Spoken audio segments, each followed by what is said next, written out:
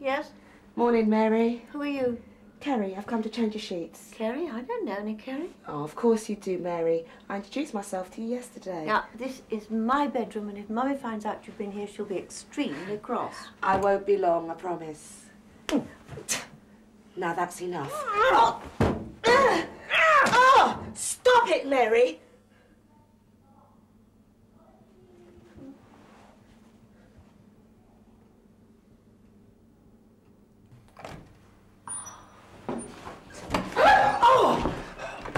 Hey, what's happened to you? Nothing. Kerry? You know that new resident, Mary? She got really aggressive. She hit me, pushed me to the floor and threw something at me. You what? Report it to Jill. I'm not squealing to the manager. Well, she's obviously hurt you. I don't want to take it any further.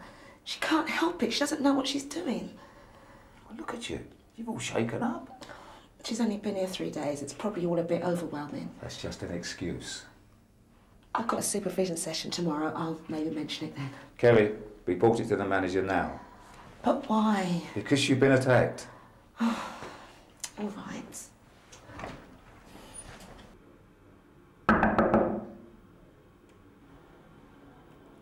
Come in. Hi. Barney said I should come and tell you about what just happened. I was trying to change the sheets in Mary's room when she went a bit funny. I know it sounds a bit trivial, but she said she didn't know me, and then she sort of hit me and then pushed me over. Not now, Kerry. Well, Barney reckons I should report it, as it's effectively an attack on me. I mean, I wouldn't mind, but it does actually hurt a bit, especially where I fell onto the floor. For God's sake, Kerry, does it really matter in the grand scheme of things? Well, yes, it does. She attacked me and... It goes with the territory. If you don't like it, go and work in Tesco's.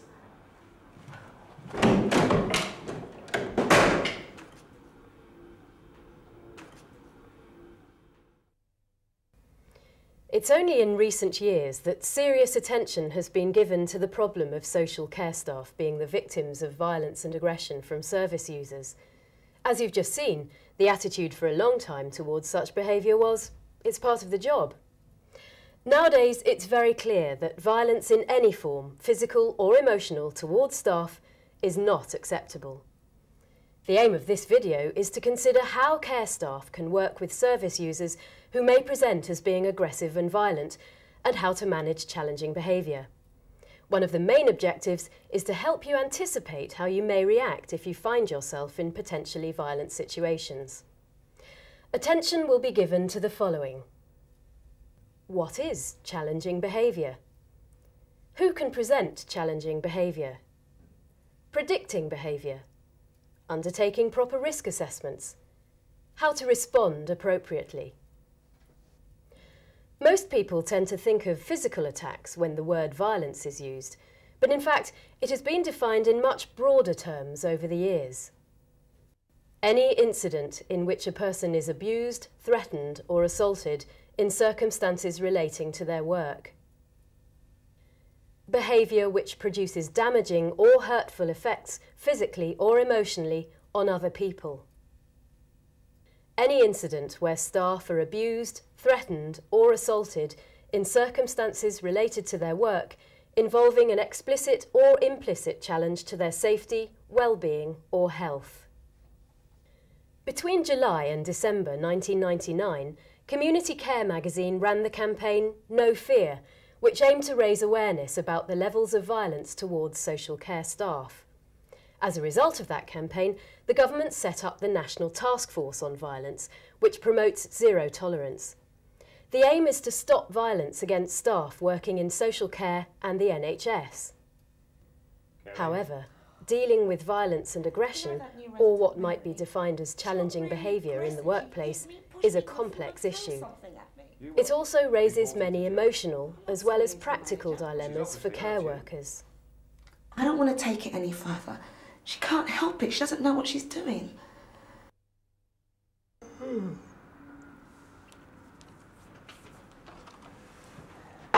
What one? What's up with you? I didn't ask you to sit next to me, but start. All right, no need to bite my head off. What's the matter with you today? No sleep. Neighbours arguing again all last night. Again? You should call the police. So what puts you in a good mood today? I've had an offer I can't refuse. Especially after yesterday's little drama. Oh, yeah? And what is this offer? Well... Is that the time? 10:30? Sorry, Harry. I've got to go and see Mr. Denning, give him his bath. No doubt he'd be awkward and won't want one as usual. You tell me about the good news later. OK. Oh, and by the way, manager wants to see you urgently. No doubt to be rude to me again.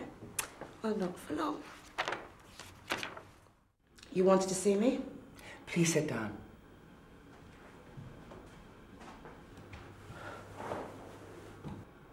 I would like to apologise unreservedly for the way I spoke to you yesterday. 3 years ago yesterday, my husband was killed in a car accident. I'm so sorry. I didn't know. There's no reason why you should know. I just thought you'd been difficult. Oh, I'm sorry. No, I'm sorry. I was totally unprofessional. I don't usually work on that date because I know I'm going to be upset. But with 2 staff off sick, I had no option. Anyway, you were quite right to tell me what happened with Mary.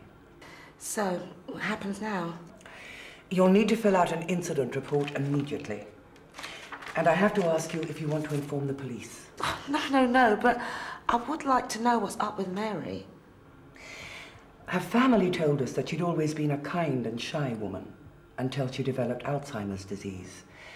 In recent years, she started shouting and swearing at people and frequently talks in an uninhibited way. Poor woman. As you can imagine, her family were distraught. We have a supervision session booked in for 2. Why don't we continue with this discussion then? Fine. And thank you again for being so understanding. I really am very sorry. That's okay. I'll see you at 2. But why don't you want one? Are you worried about your hearing aid? I'm still scared of having a bath. Don't be so stupid. Who are you calling stupid? Come on, you got to be washed and clean. Just keep away. Come on, you want to start smelling, do you? Oh, go. Go away. Go away. Go away. Okay. I'll come back when you've calmed down.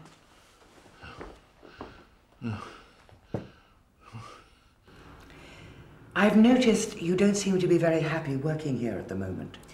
Well, I'm just a bit fed up with all the abuse. You're having problems. You could say that.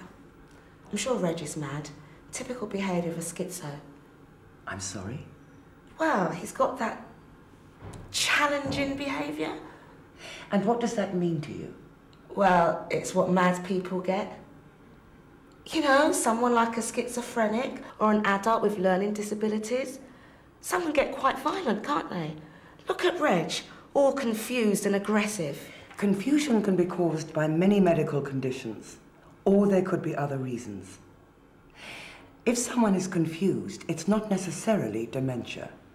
We must always get a proper diagnosis, never jump to conclusions. Sorry if I spoke out of turn. Reg's daughter Anne is coming in tomorrow morning at 10 for a talk. I'd like you to be in at the meeting. Okay.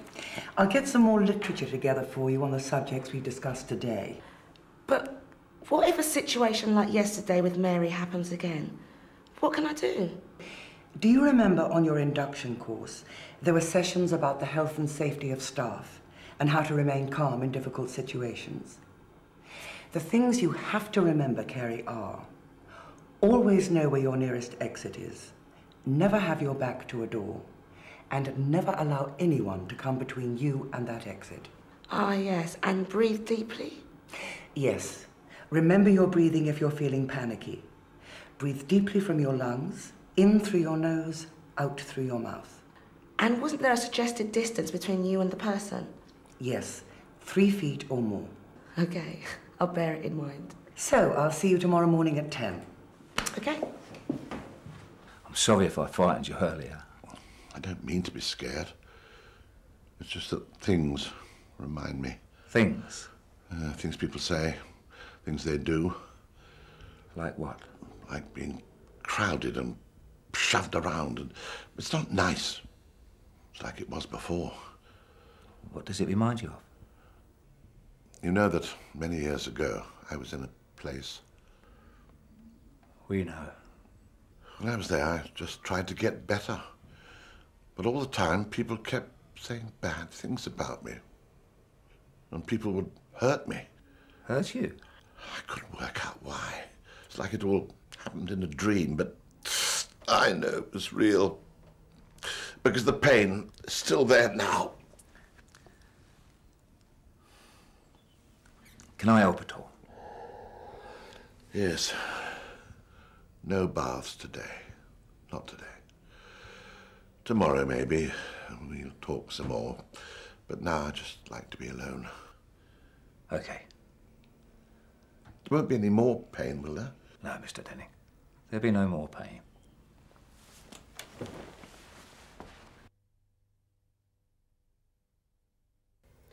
The use of the term challenging behaviour has increased in recent years, and there is the possibility that care workers can label service users in this way before understanding why the person is behaving in a certain way. Care staff can be overly concerned with dealing and managing the behaviour without taking time to find out what is causing the person to act in this way. It's imperative to gather as much information as possible about a service user's past history and behaviour, as well as the current situation. We all behave differently depending on what mood we're in, and our moods will be affected by what has happened to us previously. All right, no need to bite my head off. What's the matter with you today? Oh, no sleep. No, he was arguing again all last night. Again? You should call the police. So what puts you in a good mood today? I've had an offer I can't refuse. Both major and minor things which happen in our lives can affect the way we behave, but other people might not know what has happened to us unless we tell them. People are often quick to make judgments, whereas when we get all the information, a situation may seem very different. 3 years ago yesterday, my husband was killed in a car accident. I'm so sorry. I didn't know. There's no reason why you should know. I just thought you were being difficult. Oh, I'm sorry. As well as labelling service users, care workers can also stereotype. So when we ask the question, who might present challenging behaviour, typical responses might be like Kerry's. You know, someone like a schizophrenic or an adult with learning disabilities.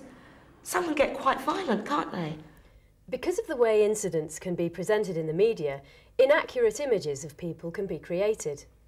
For example, it's very wrong to assume that all people with mental health problems are going to pose a threat or be violent.